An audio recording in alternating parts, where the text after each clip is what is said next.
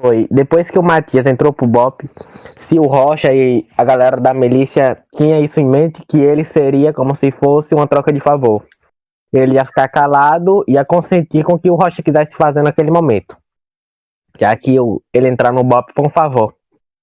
Oi, oi, oi, oi, oi. Tá conseguindo ouvir Eu aqui sei que ele agora? não fez a pergunta nesse sentido, mas a pergunta dele é muito importante para a gente entender a segurança pública no Brasil, essa questão de troca de favores.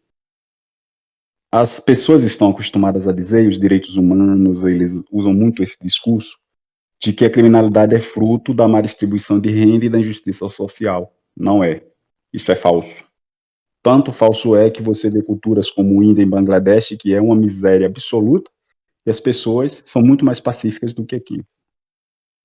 O problema da segurança pública no Brasil, e aí entra na pergunta de Davi, ela está baseada em dois pilares.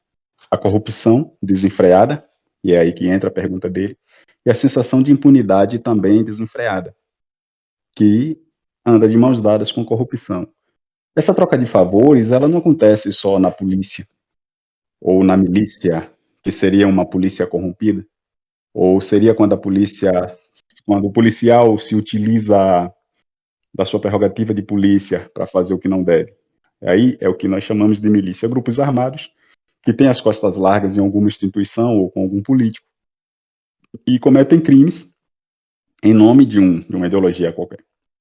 Enfim, essa corrupção, e ela vai estar em todos os níveis, em todos os setores, desde o porteiro do prédio escolar, desde o professor que quer transar com a aluna e negocia as notas, até o presidente da República, que faz um mensalão ou um petrolão.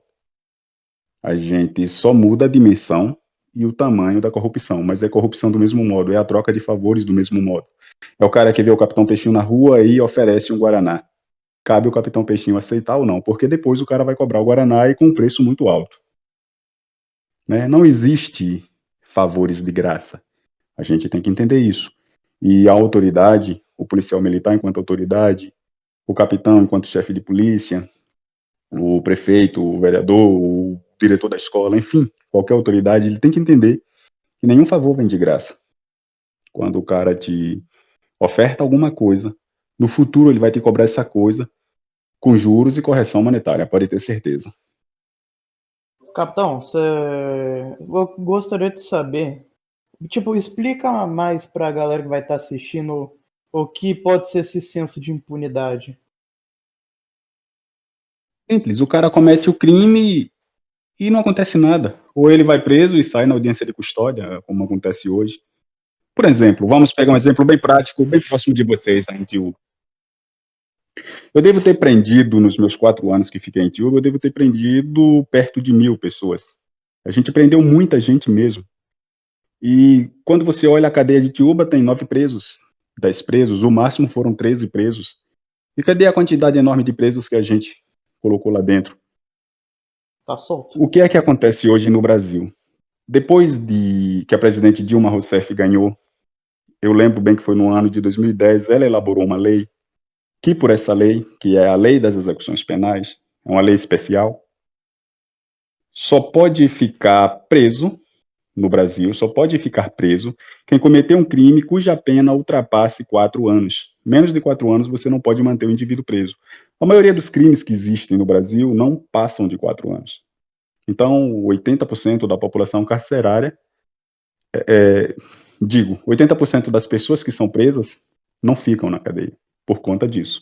Tem um amparo legal, um dispositivo legal que coloca essas pessoas nas ruas. Então, furto, assalto, furto independe se o cara furtou teu celular ou se o cara furtou teu carro, ele não vai ficar preso. Uma agressão física, o cara não vai ficar preso. Uma ameaça, o cara não vai ficar preso. Haverão outras penas, mas ele não vai ficar preso. Isso gera o sentido de impunidade. O maior problema disso é que a população nunca vai se sentir segura. Mas quem elabora as leis não se preocupa com isso. Existe uma coisa estranha no Brasil e vocês vão me dar razão. Para ser oficial de polícia, eu estudei 4 anos. Eu estudei minha vida toda e fiquei 4 anos numa academia de polícia aprendendo a ser oficial de polícia. Se você quer ser juiz, você estuda a vida toda e vai ficar 6 anos numa faculdade de direito e depois fazer um concurso fila da puta, desculpe o palavrão, para ser juiz de direito. Se você quer ser advogado pela mesma forma, vai estudar feito um bicho. Qualquer coisa que você quiser fazer, você vai estudar muito. Mas para você ser um advogado, para você ser um deputado, que é o cara que vai fazer a lei, você só precisa assinar o nome. Cara, por isso que a maioria Alô, tá me escutando aqui agora? Tamo sim. E aí, além de se levar em conta esse menoscabo intelectual, essa fraqueza intelectual dos nossos legisladores, Tiririca faz a lei que eu sou obrigado a seguir e que o juiz é obrigado a seguir. A gente vai ter que engolir isso. Por isso, Tem que engolir então, isso. que a gente... Além desse escalabro intelectual, ainda existe o fato de que a grande maioria das pessoas que estão na função de legislador, seja na Câmara de Deputados estadual ou na Câmara Federal, tem alguns interesses que não condizem com as necessidades do povo. Então, o grito do povo por segurança ou o grito do povo por justiça nunca vai ser ouvido, a menos que o povo saiba escolher melhor ou a gente entre numa situação idêntica à Revolução Russa ou à Revolução Francesa, para mudar isso tudo. Porque no Brasil, o primeiro, segundo e terceiro estado está funcionando muito bem. Como diz o filme Tropa de Elite, o sistema não foi feito para resolver os problemas da segurança ou do povo. Foi feito para resolver os problemas do sistema. Mas respondendo sua pergunta, a sensação de impunidade é justamente isso. Você vê o cara cometer o crime e não sofrer punição nenhuma. Cara, isso explica muito porque tem muito juiz, promotor e advogado que é corrupto, porque trabalha, estuda que nem doido, aí na hora de poder, tipo, saber a pena do cara, ou de defender o cara, tipo, não vai ser preso, porque só pode prender mais de 4 anos. Tipo, isso é broxante demais, ainda mais para quem quiser ser juiz.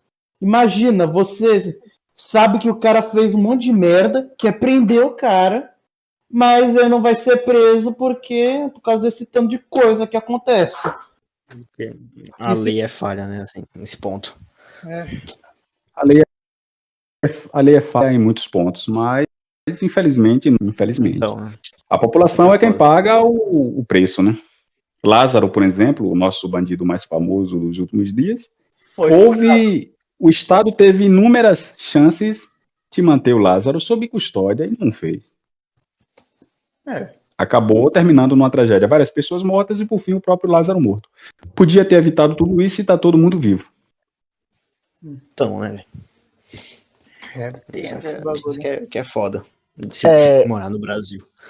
O senhor vai estar por fora, mas todo mundo aqui vai saber, porque todo mundo aqui acompanha muito o mundo dos podcasts. O Pedrinho Matador foi num podcast e ele falou, isso chega a ser bizarro, que ele falou que quando ele estava na cadeia, eu contei sobre o Pedrinho Matador bem raso pro senhor. Ele falou que quando ele estava na cadeia, toda vez que ele ia matar alguém, que ele sabia que ia aumentar a pena dele, ele fazia um pacotão de todo mundo que ele menos gostava para matar de uma vez, porque aí quando fosse fazer a punição, ia ser uma punição menor do que matar individualmente. Eu acompanho a história do Pedrinho Matador desde os meus 14 anos. Nossa. Quando eu tinha 14 anos, ele era bem mais jovem, e ele estava condenado na época a 600 e poucos anos de cadeia. Na verdade, só pode ficar 30, né? Porque a lei coloca esse limite. Mas ele estava legalmente condenado a 600 e poucos anos de cadeia. E o repórter se assustou pela frieza dele na época. E ele tinha uma frase no braço: mato por prazer. Eu assisti o podcast dele todo, inclusive. Né, o fato de que ele matou o pai, e fazia os pacotões de crime, que muitas vezes a polícia queria que ele matasse alguém e já dava um jeito de juntar ele e o cara e mandar uma mensagem para ele. Né, ele não diz com essas palavras, mas ele deixa entender que algumas pessoas que a polícia queria se livrar deixava junto com ele e favorecia o homicídio. Né, mas é isso. Aqui no Brasil, a questão de persecução penal, essa questão de você cumprir pena, ela é muito complicada mesmo. E além disso, nós ainda estamos muito atrasados em relação a algumas coisas. Por exemplo, de cada 100 homicídios, apenas 30 vão ser investigados de fato. Desses 30, 12 vão ser resolvidos de fato, vão ser elucidados. E desses 12, apenas 6 vão cumprir pena. Então, você vai precisar de 600 homicídios. Mito. Você vai precisar de 1.000 homicídios para que 600 pessoas cumpram pena. Porque às vezes o cara é condenado, e eu já vi muito isso, já assisti muito júri. O cara é condenado, mas por uma ou outras razões ele não vai preso, mesmo tendo sido condenado. Nossa. O nível desse podcast Caramba, foi lá embaixo agora. Com esse tanto de coisa. Caramba, velho. Isso chega a É ser bad, meio bad. chega a ser Bad. bizarro. A gente tira por Itiúba. Desde que eu cheguei em Itiúba, eu devo ter visualizado aí por baixo 40 ou 50 homicídios. E tirando 3 ou 4 maridos que mataram mulheres, eu não vi ninguém ser preso. E Caramba. infelizmente eu não tenho a esperança de ver ninguém ser preso. Aí o que é que acontece com tudo isso, com essa fragilidade penal, com essa sensação de insegurança? A população, ela cria outros mecanismos para resolver esses problemas. Aí você vê aumentar os crimes de pistolagem, porque o cara vai querer resolver com suas próprias mãos, vai querer resolver de seu jeito. Os grupos de extermínio, enfim, esse monte de anomalia social, e eu diria até que anomalia na área de segurança, justamente por conta de que o papel principal da justiça penal, que seria manter, punir e ressocializar esse indivíduo, não é feito. Hoje, o cara que vai para a cadeia, ele vai para a faculdade do crime, ele entra um Zé Ruela e sai um cara altamente habilidoso na arte de praticar crimes. Nossas cadeias funcionam muito mais como faculdade do crime do que como centros de recuperação ou de punição. Porque, no fundo, o que a população quer ver é a punição do indivíduo. Você vai devolver o celular que você me roubou e você vai levar uma surra. É isso que a população quer, mas a lei Vai te nos sentar proíbe de fazer isso. Inclusive, pasmem, mas eu tive acesso a um projeto de lei da Câmara Federal de Deputados, em que um deputado ele propõe que furto de celular não seja mais considerado crime. Então você vai comprar seu iPhone, o cara vai levar e vai ficar por isso mesmo. Velho.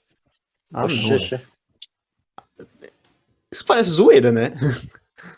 Infelizmente. Brincadeira. Agora imagine a minha frustração, que trabalho com isso há 18 anos, e perco noite e fico longe de minha família, e tu é sabedor disso, que o quanto a gente se gosta, mas o quanto a gente... Cara, imagina que Tem você tanto agora vai tempo. poder andar na rua, tipo, você vai andar na rua, vai ver o cara assaltando o outro, você vai falar assim, de boa, pode assaltar porque não é mais crime. Pode assaltar Deus aí, do céu. imagina. E todo mundo, se é pra ser assim, que não tem a polícia, então, cara, isso daí é praticamente o pensamento de uma sociedade anarquista, não tem, as regras estão indo embora. Não tá sobrando mais nada. Isso tá praticamente enquanto virando historiador, anarquismo. né, enquanto historiador, aí a minha análise enquanto historiador, não enquanto Olha capitão, só. não enquanto oficial. Legal. Enquanto historiador, eu acredito que a gente está caminhando para duas coisas. Ou o Brasil vai separar, vai se dividir numa série de pequenos países, ou a gente vai entrar numa guerra civil. Essa teoria da guerra civil acho que é mais vívida, viu? Olha, assim, não é que eu seja tão inteligente, mas a gente analisa. Quando eu estava fazendo o curso de História em Jacobino, a febre da vez era o movimento dos sem terras. Aí o pessoal dizia que quem ia dominar o Brasil em 10, 15 anos era o movimento dos sem terras.